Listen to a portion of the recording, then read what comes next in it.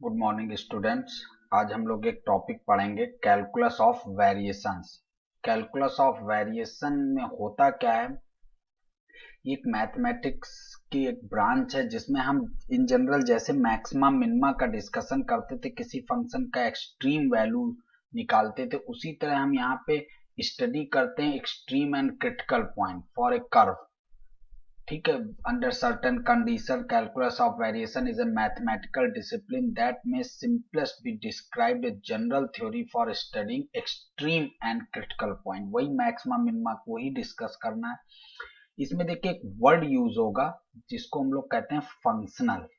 What is functional? देखिए functional एक ऐसी क्वांटिटी है whose values are determined by one or several functions, यानी कहने का मतलब इस फंक्शंस के जो वेरिएबल्स हैं वो खुद एक फंक्शंस होंगे। जैसे फॉर एग्जांपल लेंथ आई, दो पॉइंट के बीच की लेंथ का फार्मूला है, तो एक हम इंटीग्रल बनाते हैं। जैसे अभी तक हम लोग differentiation y is a function of curve में y को डिफरेंशिएट करते थे। अब यहाँ पे आप कोई ना, हर चीज के लिए एक इंटीग्रल दिया होगा, उस इंटीग्रल की मैक्सिमा या मिनिमा वैल्यू होगी, तो वो इंटीग्रल जिस इंटीग्रैंड से बना होगा। अब देखिए इस इंटीग्रैंड के अंदर जो फंक्शन है इसको हम लोग f मानेंगे, और इसमें देखिए y, यहाँ पे y is a function of x है, तो एक y1 का मतलब y डैश है, it is also the function of x। तो y1 यहाँ पे ये जो डेरिवेटिव है y का वो भी एक फंक्शन है। तो यहाँ पे जो वेरिएबल्स हैं वो खुद एक फंक्शंस होंगे, वो आगे हम लोग क्वेश्चंस में देखेंगे। फिर एक टर्म आता है इसमें एडमिसिबल फंक्शन। जब हम किसी फंक्शंस को किसी बाउंड्री कंडीशंस को अप्लाई करके फाइंड आउट करते हैं तो उसको हम लोग एडमिसिबल फंक्शंस कहते हैं। अब इन सब का यूज क्या है देखिए उसको, तो उसके लिए हम लोग पहले एक इक्वेशंस पढ़ेंगे that is called Euler equations. तो उस इक्वेशंस को हम लोग आज डिस्कस करते हैं और उसका प्रूफ पढ़ते हैं। तो क्या हेडिंग डालते हैं, इसका प्रूफ आपके यहाँ एग्जाम में बहुत पूछा जाता है, आइलर्स इक्वेशंस फॉर एक्सट्रीमल्स। एक्सट्रीमल्स आगे आपको हम एक्सप्लेन करेंगे, जब कुछ वही चीज जैसे एडमिसिबल फंक्शंस होता है under certain condition certain restrictions के साथ कैलकुलेट करते हैं। तो देखिए आइलर इक्वेशन फॉर एक्सट्रीमल, तो हम लेके चलते हैं, जैसे हम लोग एक कर्व लेते हैं, लेट y बराबर वाई एक्स बी ए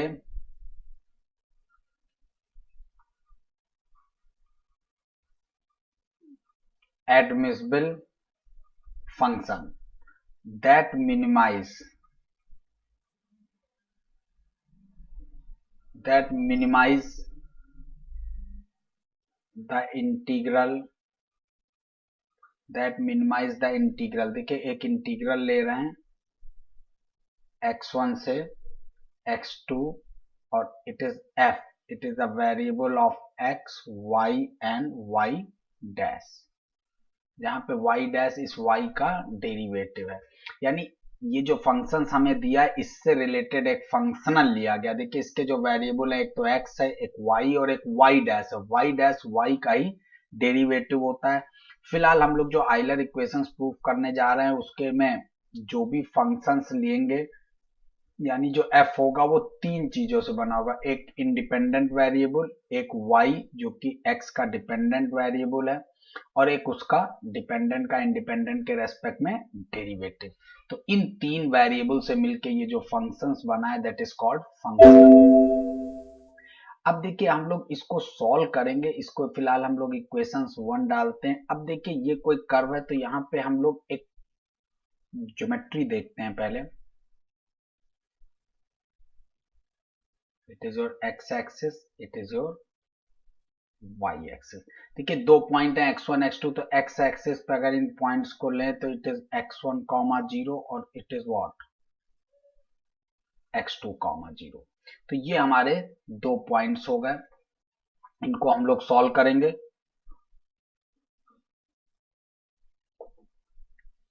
अब देखिए x1 पे कर्व होगा, ये हम कोई कर्व ले लेते हैं, सपोज करिए this is your curve, it is what, ये कौन सा कर्व है, it is your y equal to y x. तो जिसमें x का मान जब हम x1 रखते हैं तो आप ऐसे समझ सकते हैं, यहाँ पे x की जगह जब x1 लेंगे तो this point is x1 comma y1। इसी तरह ये पॉइंट x की जगह x2 लेंगे तो जब x2 देंगे तो कर्व पे एक पॉइंट आएगा x2 कॉमा y2। तो ये एक हमारा कर्व है जो कि y equal to y x है। अब देखिए हम लोग इसको कैसे सॉल्व करने जा रहे हैं। हमने इस कर्व को थोड़ा सा चेंज किया, यानी ये कर्व हमारा y equal to y x है। अब हमने इस कर्व की पोजीशन को थोड़ा सा खींच लिया, इसको नीचे कर दिया, तो ये जो कर्व नया आया इसको हम लोग y बार से डिनोट करेंगे। तो y बार जो कर्व है वो क्या है, ये y x plus alpha times ईटा एक्स। जैसे हम लोग करते नहीं है, किसी कर्व को थोड़ा सा स्ट्रेच कर दिया तो उसकी वैल्यू बदल गई। तो देखिए हमने y ओरिजिनल कर्व था, इस कर्व को थोड़ा सा स्ट्रेच करके एक नया कर्व बनाया y बार। अब y बार को इस तरीके से स्ट्रेच देखे किया गया कि एंड पॉइंट दोनों कर्व के सेम है, यानी आप यहां पे लिखेंगे जो ईटा एक्स है, देखिए लेट ईटा एक्स बी ए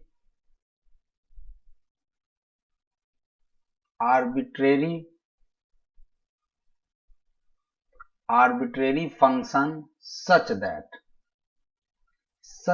देखिए ईटा x1 equal to eta x2 और equal to what 0।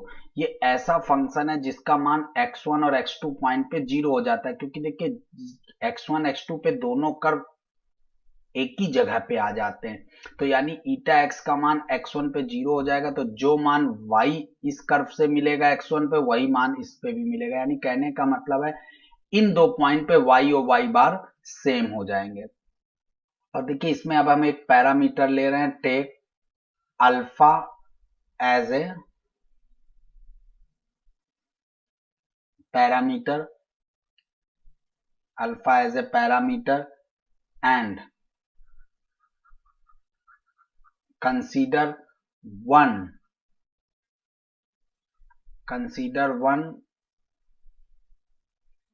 parameter family of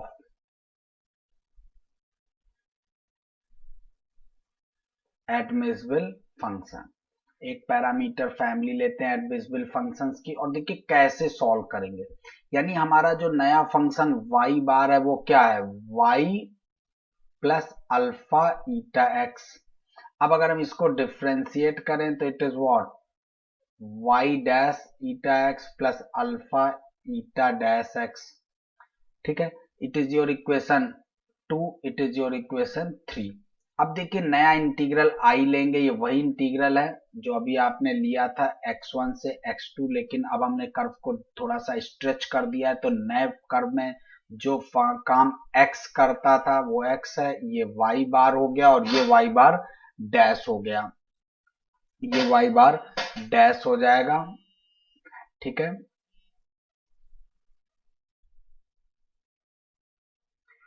तो देखिए ये जो फंक्शंस हम लोगों ने लिया है ये हमारा वही फंक्शंस है बिल्कुल। अब इसमें देखिए हमारे पास x y बार डैश की वैल्यू मौजूद है। अब हम चूंकि x y और y बार डैश दोनों किसके पैरामीटर है, अल्फा के, क्योंकि बाकी सारे वेरिएबल्स तो x हैं, तो y बार भी x और अल्फा का फंक्शन है, y बार डैश भी x और अल्फा का फंक्शन है, और x के रेस्पेक्ट में हम इसको इंटीग्रेट भी करेंगे। जब x के रेस्पेक्ट में इसको इंटीग्रेट कर रहे हैं तो इसका मतलब x की तो लिमिट दे देंगे, तो ये फाइनली किसका फंक्शन बनेगा, अल्फा का। अब देखिए अब इसी पे i is a function of alpha है और हमको i की मैक्सिमम वैल्यू निकालनी है, मैक्सिमम मिनिमा, तो वही for maxima and minima what is i dash alpha, it is 0 for alpha is 0।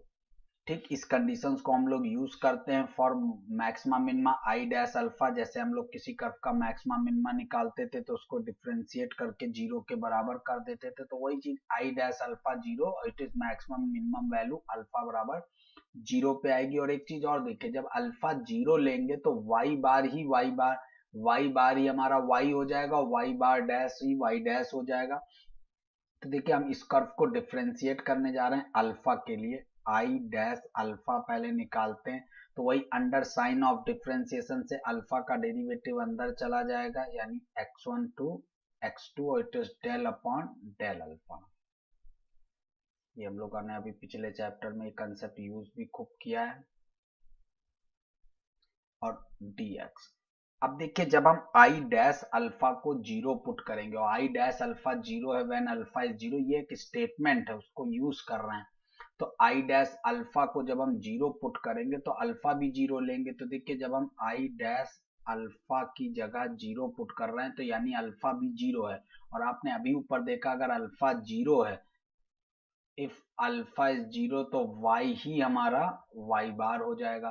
तो ये बार के टर्म्स हम अपने हटा लेंगे। हम अपना क्वेश्चन देखिए अब इस तरह लिखेंगे, it is what x1 x2 del upon del alpha f x y और y डैश dx और इक्वल टू जीरो, ये चीज लेके चलेंगे। अब आप इसको डिफ्रेंशिएट करेंगे तो देखिए किस तरह से डिफ्रेंशिएट करेंगे, ये एक चेन रूल के अकॉर्डिंग होगा। अगर आप यहाँ पे देखें तो देखिए f किसका फंक्शन है, x y and y dash का, और y डैश सब फंक्शन है अल्फा और x के। तो इसका मतलब f फाइनली अल्फा और x का फंक्शन है। तो f is the dependent variable of alpha x and alpha x are it is a independent variable. और जब x अल्फा इंडिपेंडेंट वेरिएबल है तो इनके आपस में डेरिवेटिव जीरो हो जाएंगे। तो देखिए चेन रूल करिए, आपको f को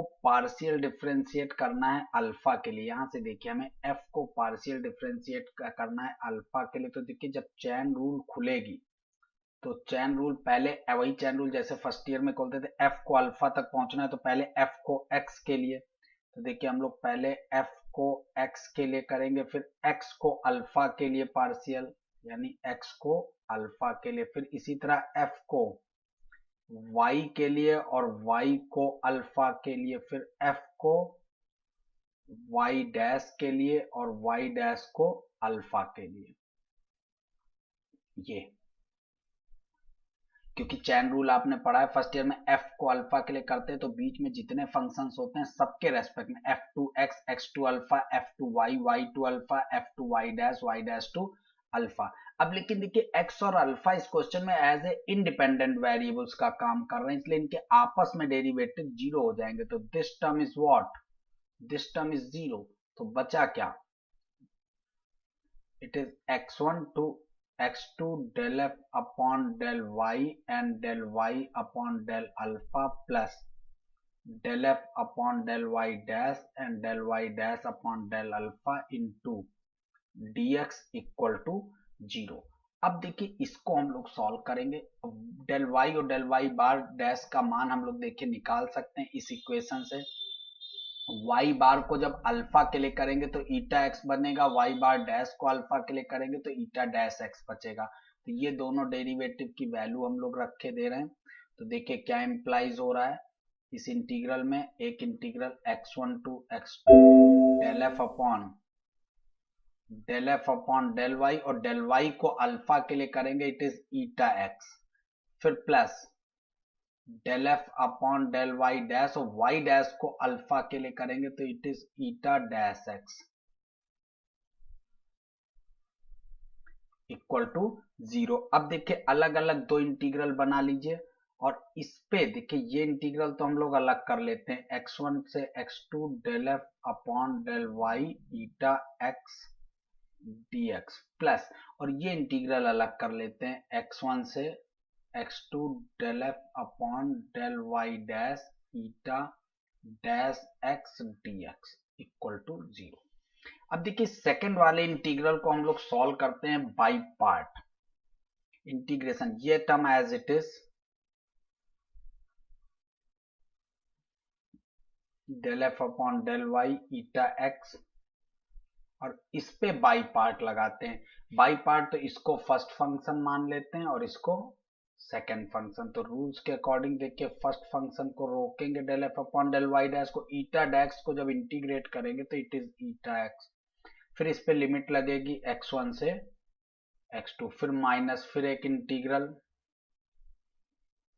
और इसका डेरिवेटिव, तो इसका derivative D by d x of pi part ऐसे ही तो लगता है, और ईटा डैश एक्स का इंटीग्रल ईटा एक्स डी एक्स और इक्वल टू 0।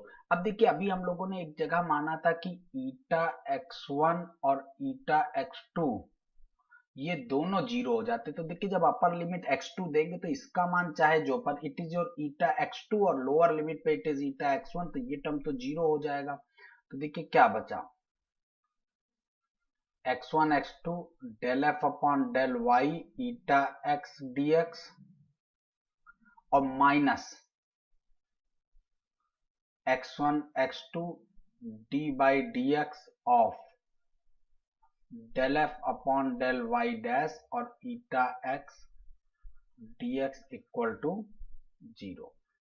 अब देखिए इन दोनों इंटीग्रल को अगर लिमिट सेम है तो हम लोग कॉमन ले लेते हैं, तो देखिए it is what x1 x2, इसमें it is what del f upon del y minus d by d x of del f upon del y dash, ये कॉमन आ जाएगा, इधर ईटा एक्स कॉमन आ गया dx और इक्वल टू 0। अब देखिए ये जो ईटा एक्स है ये क्या है, आर्बिट्रेरी फंक्शन है। अब आपने एक चीज ये पढ़ी है, x y is 0 for all y, यानी एक्स वाई का मान 0 होता है फॉर ऑल वाई, तो इसका एक ही रिजल्ट आता है कि एक्स इज 0। तो वही ईटा एक्स हमारा क्या है, आर्बिट्रेरी फंक्शन है, यानी ईटा एक्स कोई भी फंक्शंस लें दिस इंटीग्रैंड इज ऑलवेज 0। तो अब देखिए कुछ फंक्शन मान लीजिए ईटा एक्स 0 है तब 0 आ जाए, ईटा की कोई एक पर्टिकुलर वैल्यू के लिए ये इंटीग्रल 0 आ रहा है, पर ईटा एक्स चाहे जो लो ये इंटीग्रल हमेशा सॉल्व होके 0 आता है। तो इसका एक ही मतलब है कि ये जो पोर्शन बगल में लिखा है इसकी वैल्यू क्या हो जाती होगी, यानी ये जो टर्म है ये हमारा क्या रहा होगा, del f upon del y dash, ये टर्म हमारा 0 रहा होगा। और इसी इक्वेशंस को हम लोग इन जनरल चाहे ऐसे लिख लीजिए या माइनस से मल्टीप्लाई कर दो तो ये टर्म पॉजिटिव हो जाएगा, ये टर्म नेगेटिव हो जाएगा। तो एक इक्वेशन क्या बनी, d by d x of del f upon del y dash minus del f upon del y is equal to 0। और ये जो इक्वेशंस बनी है इसी इक्वेशंस को हम क्या कहते हैं, आइलर इक्वेशन। अब देखिए इसमें क्वेश्चंस लगाना बहुत आसान होता है, इसमें देखिए आपको हर क्वेश्चन में एक इंटीग्रल दिया जाएगा और उस इंटीग्रल के अंदर कोई फंक्शन होगा, तो जो इंटीग्रल के अंदर जो भी फंक्शन होगा उसको हम f से डिनोट करेंगे, उसको f को y के लिए और f को y डैश के लिए सॉल्व करेंगे और इसमें रख देंगे। और ये आप देखेंगे ये y में एक सेकंड ऑर्डर की इक्वेशंस बन जाएगी, फिर उसको सॉल्व करके हम y का मान CFPI मेथड से या और भी किसी मेथड से डिफरेंशियल इक्वेशन को सॉल्व करके y की वैल्यू निकाल देंगे। और यही y हमें पता करना था जिसको हम लोग एक्सट्रीमर्स कह रहे हैं। यही y आप देखिए सबसे शुरुआत में हम लोग कैलकुलेट करते हैं, जिसको हमने माना था y बराबर yx be a admissible function that minimize this integral, यानी हर क्वेश्चन में एक इंटीग्रल दिया होगा, उसको लिखा होगा कि दिस इंटीग्रल आइदर मैक्सिमा और minima and you have to solve this y। तो अब हमें इस y की वैल्यू इस इंटीग्रल इक्वेशन से बाहर निकालनी है। कैसे निकालते हैं, तो उसके लिए हम लोग सीधे, ये सब कुछ नहीं, ये तो प्रूफ है, सीधे हम लोग क्या यूज करेंगे, आइलर इक्वेशन। ये आप याद कर लीजिए, del f upon del y dash minus del f upon del y equal to 0, it is called Euler equations. आगे इसके आगे डिस्कस करेंगे, इसके कुछ केसेस होंगे, इसी से सारे क्वेश्चन पूरी यूनिट इसी से सॉल्व हो जाएगी। बस ये ध्यान रखिएगा ये जो फार्मूला आपको पढ़ाया गया इसमें जो आपका एफ है उसमें एक इंडिपेंडेंट है एक डिपेंडेंट है, और डिपेंडेंट का इंडिपेंडेंट के रेस्पेक्ट में से फर्स्ट ऑर्डर डेरिवेटिव है। तो इस फंक्शंस के लिए आपने आइलर्स थ्योरम प्रूफ की और आपके यहाँ प्रूफ भी इसी के लिए है। बाकी हम लोग इस थ्योरम को यूज करेंगे हायर ऑर्डर डेरिवेटिव पे भी, हायर ऑर्डर वेरिएबल्स पे भी, मतलब मल्टीपल वेरिएबल्स पे यूज करेंगे। कैसे यूज करेंगे वो सब आगे के लेक्चर्स में हम लोग देखेंगे, ठीक है। तो इसको फिलहाल पहले